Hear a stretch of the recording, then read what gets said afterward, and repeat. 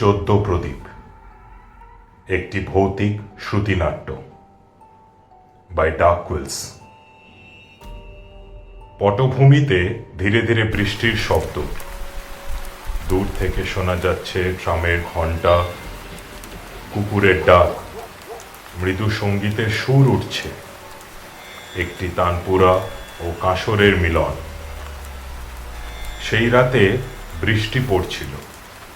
কলকাতার উত্তর দিকের পুরনো গলিগুলো যেন কুয়াশার গর্ভে মিলিয়ে যাচ্ছিল। ট্যাক্সির ভেতর বসে অর্ক মুখার্জি তাকিয়েছিল জানালার বাইরে। চেনা শহর, অথচ অচেনা। লন্ডনের আলো ঝলমলে বছরগুলো তাকে অনেক দূরে সরিয়ে দিয়েছিল এই শহরের ধুলো, বৃষ্টি, গন্ধ, এই ঘরের ভয় থেকে। কিন্তু আজ তাকে ফিরে আসতে হয়েছে। একটা ফোন কল।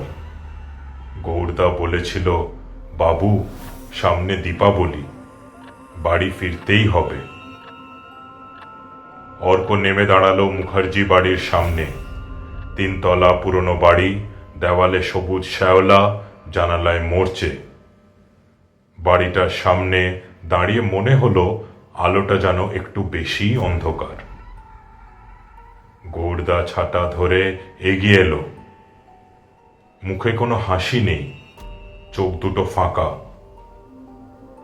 আপনি এসে গেছেন বাবু, ঠিক সময় মতো। 14টা প্রদীপ আজ রাত 12টার আগেই জ্বালাতে হবে। অর্ক ঠোঁট বাঁকিয়ে হেসে ফেলল। এখনো এসব বিশ্বাস করো গৌরদা? পূর্বপুরুষদের আত্মা, অন্ধকার, এসব পুরনো কথা।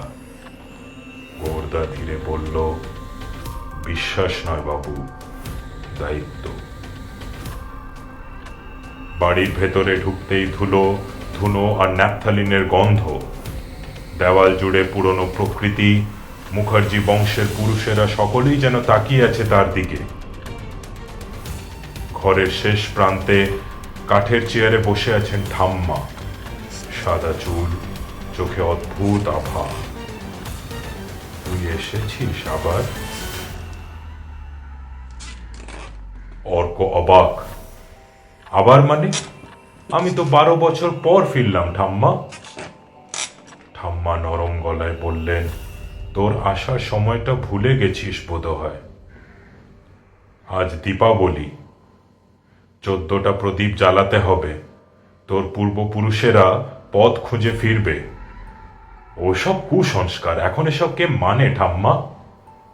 ঠাম্মা হঠাৎ কাঁপা কাঁপা গলায় বললেন, যদি একটাও প্রদীপ না জ্বলে দরজাটা বন্ধ হয় না, আর তখন অন্য কিছু ঢুকে পড়ে। অর্ক চোখ পিটপিট করে তাকায়। ঘরে তখন কেবল ঠাম্মা একা। রাত প্রায় 11টা। বৃষ্টিটা থেমেছে। গৌরদা প্রদীপগুলো সাজিয়ে রেখেছে পুরনো অঙ্গিনার চারপাশে। অর্ক একে একে আগুন ধরাতে লাগলো। প্রথম, দ্বিতীয়, তৃতীয়। 13টা প্রদীপে আলোর ফুলকি নেচে উঠল। শেষ প্রদীপটা, 14 নম্বর, জ্বলল না। বাতাসে আগুনটা বারবার নিভে গেল। অদ্ভুত, অর্ক বিড়বিড় করল। ঠিক তখনই পেছন থেকে একটা কণ্ঠস্বর, একেবারে তার নিজের মতো শোনা গেল, তুই তো 14টাই জেলে ফেলেছিস। সে ঘুরে দাঁড়ালো। কেউ নেই। কিন্তু যখন ফিরে তাকালো, দেখলো সবগুলো প্রদীপই জ্বলছে। ওপরতলা বারান্দায় একটা ছায়া দুলে উঠল, যেন কেউ তাকিয়ে আছে নিচে তার দিকে। রাত গভীর। অর্ক নিজের পুরনো ঘরে ঢুকল। টেবিলের ওপর একটা চামড়ার ডায়েরি পড়ে আছে। ঠাম্মার হাতের লেখা। প্রথম পাতায় লেখা অর্কর জন্য, যদি সে কোনোদিনও ফেরে। পাতা উল্টাতেই তার চোখ থেমে গেল এক তারিখে, 14ই কার্তিক 1428। আজ সারাদিন বৃষ্টি। অর্ক বলেছিল ফিরবে। খবর এলো সন্ধ্যার আগেই। বিদ্যাসাগর সেতুতে গাড়ি উল্টে গেছে। দেহটা পুড়ে গেছে বলে চিনতে পারিনি, তবু অপেক্ষা করছি, হয়তো সে পথ হারায়নি।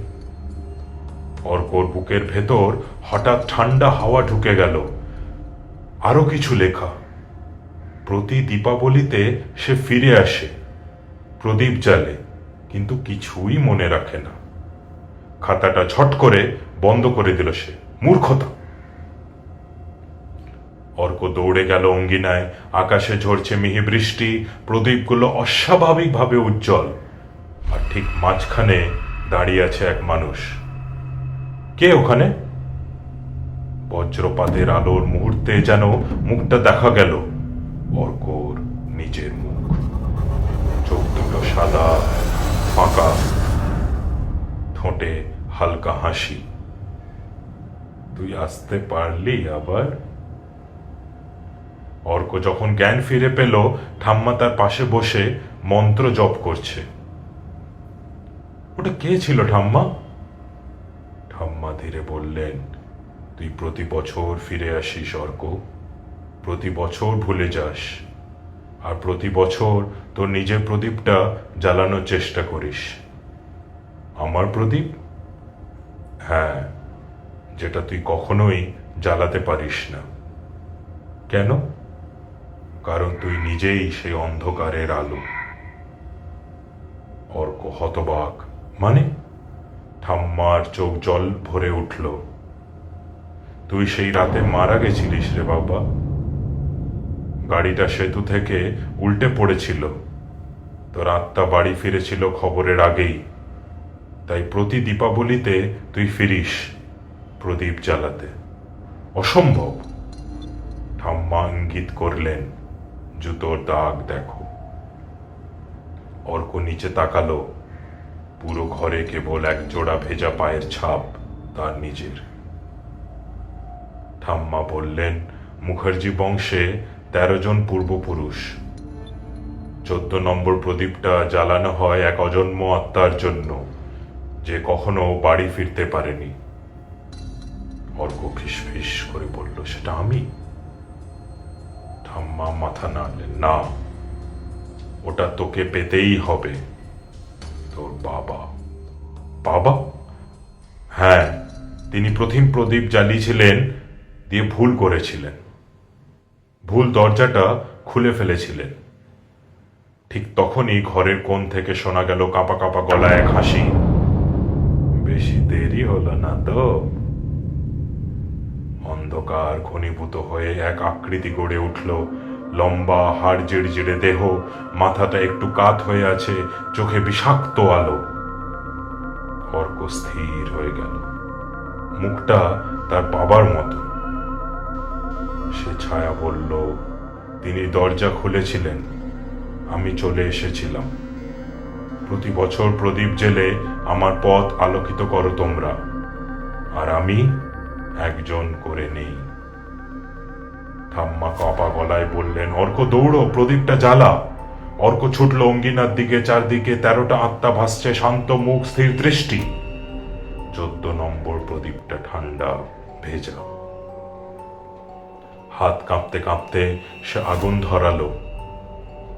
এক মুহূর্তের জন্য শিখা জ্বলে উঠল, তারপর হয়ে গেল কালো আগুন। ছায়াগুলোর মুখ বিকৃত হতে শুরু করলো, বাতাসে ছড়িয়ে পড়ল পচা তেলের গন্ধ।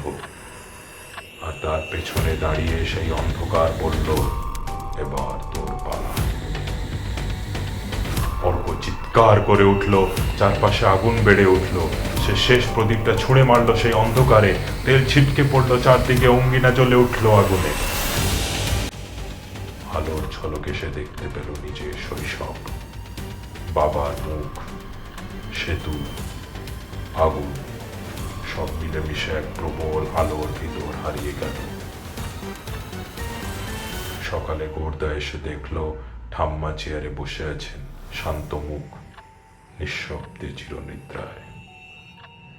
অঙ্গিনায় সব প্রদীপ নিভে গেছে, কেবল একটা জ্বলছে এখনো। সে গুনে দেখল, 1, 2, 14টা প্রদীপই জ্বলছে। মাটিতে পোড়া দাগ, একটা মানুষের ছায়ার মতো প্রদীপগুলোর মাঝখানে। গোর্দা কাঁপা গলায় বিড়বিড় করলো, বাড়ি ফিরে এলো সে। 1 বছর পর আবার দীপাবলি। নতুন মালিকেরা এসছেন বাড়িতে, হাসি খুশি পরিবার। সেদিন রাত্রিরে ছোট ছেলেটা হঠাৎ বলল, মা ওই দেখো, ওই কাকু না আলো জ্বালাচ্ছে। মা জানালায় তাকিয়ে দেখলেন বৃষ্টির মধ্যে এক ভিজে মানুষ, মুখ অন্ধকারে ঢাকা, একে একে প্রদীপ জ্বালাচ্ছে। তিনি দৌড়ে বাইরে এলেন। চারদিকে কেবল 13টা প্রদীপ জ্বলছে, 14তমটা নিভে গেছে। দূর থেকে হাওয়া ভেসে এলো এক ফিসফিসানি, এখনো ঘরে ফিরিনি।